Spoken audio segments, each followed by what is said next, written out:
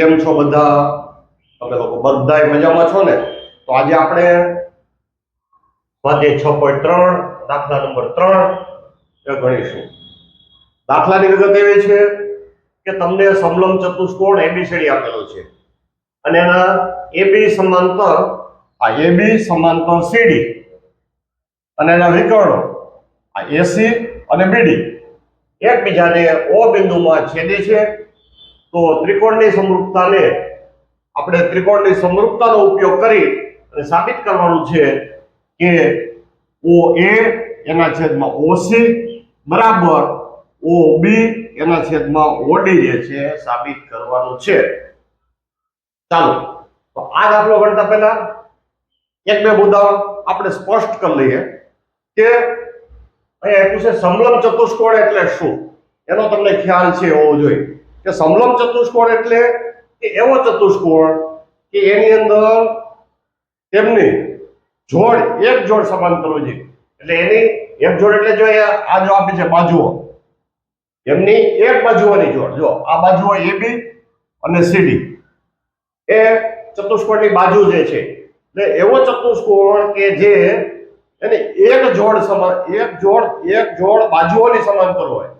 એટલે આ જે બાજુઓ ટૂંકમાં હું એમ કહેવા માંગુ છું કે આ જે બાજુ આપીશ ને એ સમાંતર હોય. આ જે આપી CD BC અને AD એ સમાંતર નથી. એટલે માત્ર એટલે તમે જોવો છો કે અહીંયા તમારે CD અને AB અને CD જે સમાંતર છે એટલે આ ચતુષ્કોણ એક સમલંબ ચતુષ્કોણ થાય. એટલે તમને સમલંબ ચતુષ્કોણ વિશે ના ખ્યાલો જે છે એ તમને ક્લિયર થઈ ગયા. હવે આપણે આ ચતુષ્કોણના દાખલો ગણતા પહેલા બીજી એક મારે મહત્વની વાત કરવાની છે. તમને યુગ્મકોણની જોડ બનાવતા આવડે એટલે દાખલો એકદમ સહેલો છે. તમને યુગ્મકોણની જોડી બનાવતા આવડે તો દાખલો સહેલો છે. ચાલો, છતાંય કોઈ વિદ્યાર્થીઓને યુગ્મકોણ એટલે શું એની કઈ ખબર નથી તો પણ હું તમને યુગ્મકોણ પેલા શીખવીશ અને પછી આપણે દાખલો છે ગણીએ. જો ચાલો, યુગ્મકોણ એટલે બહુ સહેલો છે. યુગ્મકોણ એટલે સહેલો. તમે અંગ્રેજીની અંદર ઝેડ કરો ને અને ઝેડ થી જે બનતા ખૂણા એને યુગ્મકોણ કહેવાય. આ તમારો ઝેડ એટલે આ ખૂણો બન્યો અને આ ખૂણો બન્યો.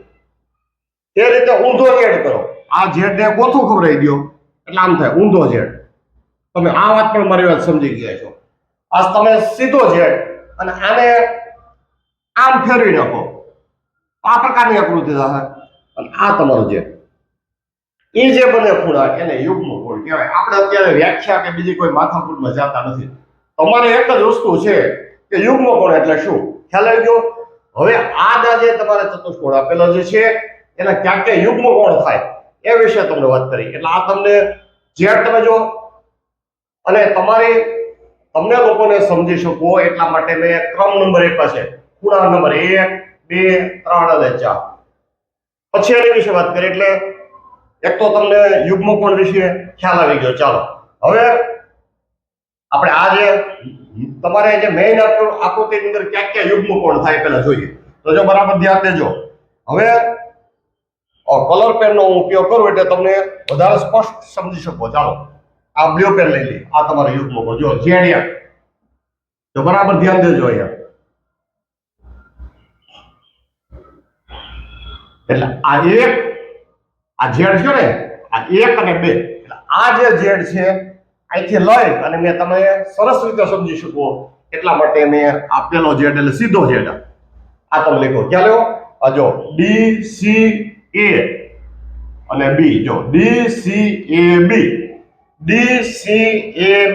અંગ્રેજીનો ઝેડ જે છે આ તમારે યુગ્મકોણની જોડ થશે. અને ક્યાં કઈ યુગ્મ છે નામ આપ્યા છે.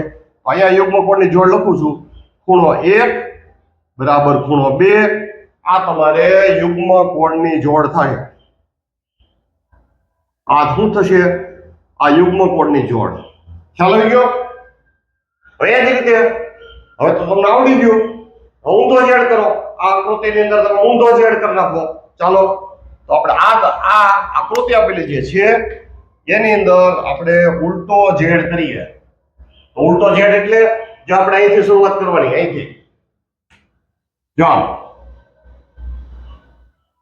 આ રીતે આમ કરી આમ જાઓ આમ આવો આ ઉલટો ઝેડ એટલે જો C D B A C D બી એ અને અમે બે ભાગ કરી નાખ્યા એક સીધો ઝેડ અહીંથી લઈ અહીંયા મૂકો ઉલટો ઝેડ અહીંથી લઈ અને અહીંયા મૂકો એટલા માટે મૂકો કે તમે આ દાખલો નબળામાં નબળો વિદ્યાર્થી પણ જોવે તો હું માનું છું કે એને કોઈ પ્રકારની તકલીફ પડશે નહીં. હવે આ જે આપ્યા છે આ ખૂણો 3 અને ખૂણો 4 બે અહીંયા 3 ને 4 આપ્યા છે અને અહીંયા જે બનશે તમારે ખૂણો 3 અને ખૂણો 4 અહીં અને શબ્દો વાપરું આ તમારા શું થશે આ તમારે યુગ્મ કોણની જોડ થાય. ખ્યાલ આવ્યો? એટલે ફરીવાર તમને એક વાત કરું એક વાત રિપીટ કરું છું કે બે સમાંતર રેખા જો સમજાયું આ બે સમાંતર રેખા હોય અને આ એની છેદિકા હોય એનાથી કુલ 8 ખૂણા બને 1 2 3 4 5 6 7 8 ખૂણા બને. ક્યાં ખૂણા બને એ વિશે વાત નહીં કરું કારણ કે તો મારો વિડિયો મોટો થઈ જાય. એટલે આ બે છેદિકાઓથી જે બે ખૂણા બને એમાં બે યુગ્મ કોણની જોડ બને. કેટલી બને? તમારે અહીંયા બે યુગ્મ કોણની જોડ બને અને કઈ બને એ તમને સમજી ગયા છો. એટલે આ રીતે તમારે બે યુગ્મ કોણની જોડ બનશે. હવે આપણે દાખલાની શરૂઆત કરીએ. હવે ગણવાની શરૂઆત કરીએ કંઈક લખવું તો પડશે. તો આપણે સૌથી પહેલા લખશું કે અહીં સમલંબ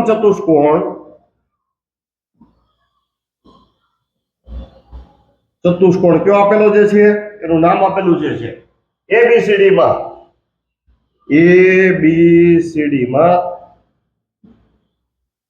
AB સમાંતર તમને DC જે છે આપેલ છે. આ તમારા દાખલાની રકમની અંદર આપેલ છે. તો તેથી કરીને હવે તમારે આ આપે છે. હવે આપણે યુગ્મ કોણ વિશે વાત કરી તો આપણે શું આવશે ખૂણો 1 અને ખૂણો 2 એ તમારી યુગ્મ કોણની જોડ થશે. તેથી કરી લખું ખૂણો 1 અને ખૂણો 2 તથા ખૂણો 3 અને ખૂણો 4 આ શું થશે યુગ્મ કોણની જોડ થશે.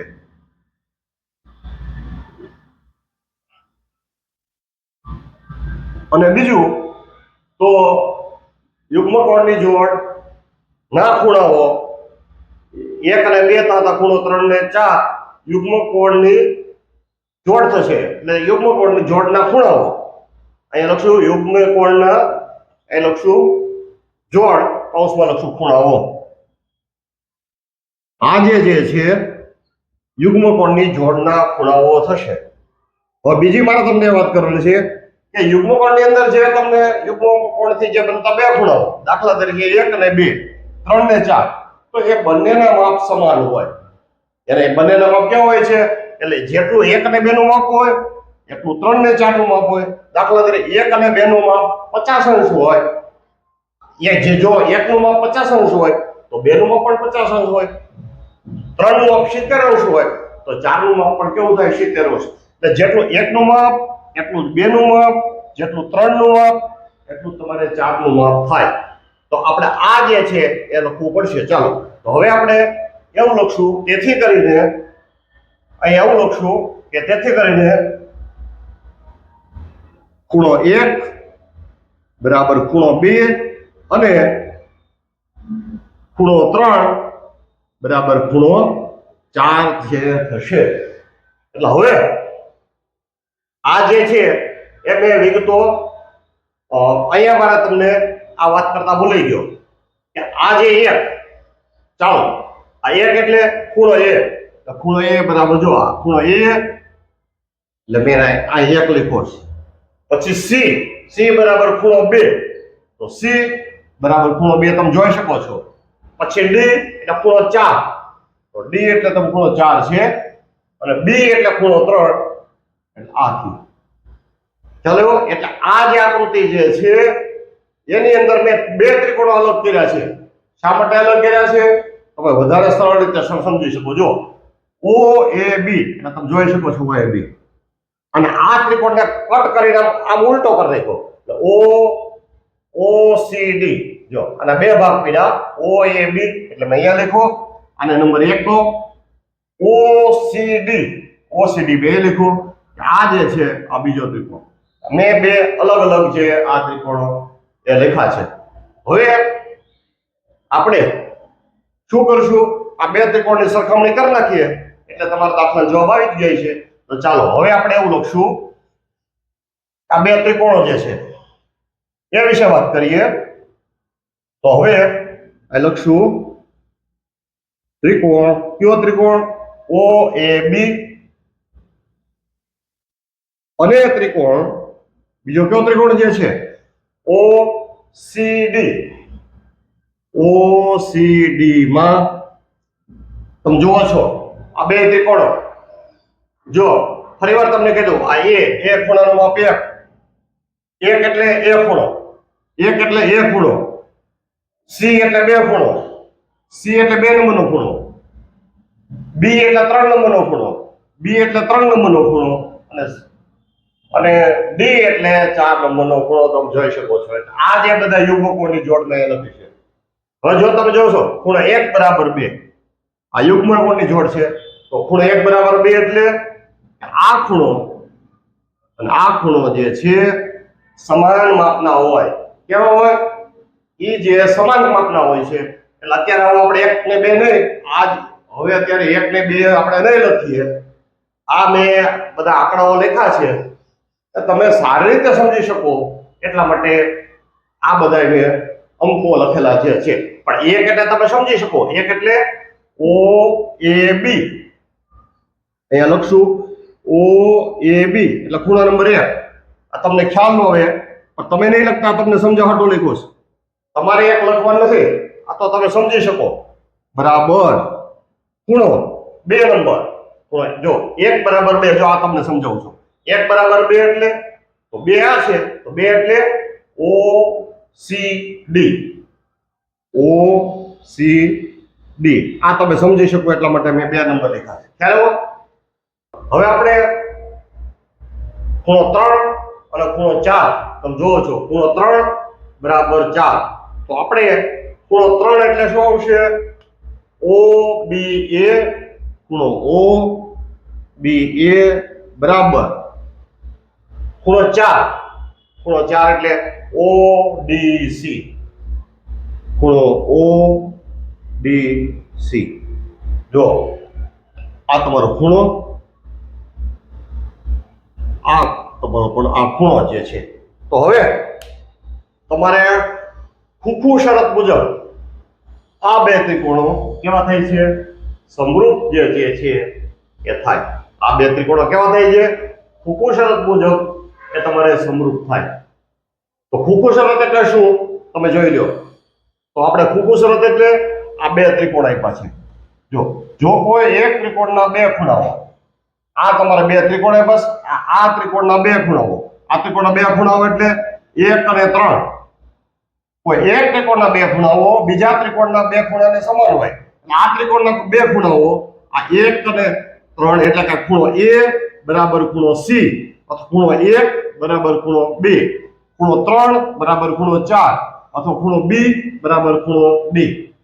આ બે ખૂણાઓ તમારે સમાન થાય તો ખુખુ શરત મુજબ OAB OCD કેવા થાય છે? સમરૂપ થાય. તો તેથી કરીને આપણે લખશું કે ખુખુ શરત મુજબ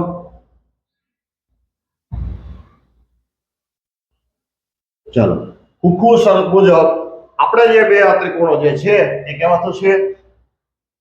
આ જે ત્રિકોણ OAB અને આ જે ત્રિકોણ OCD જે છે એ કેવા થશે? એ લખશું સમરૂપ થશે. જો આ શું છે?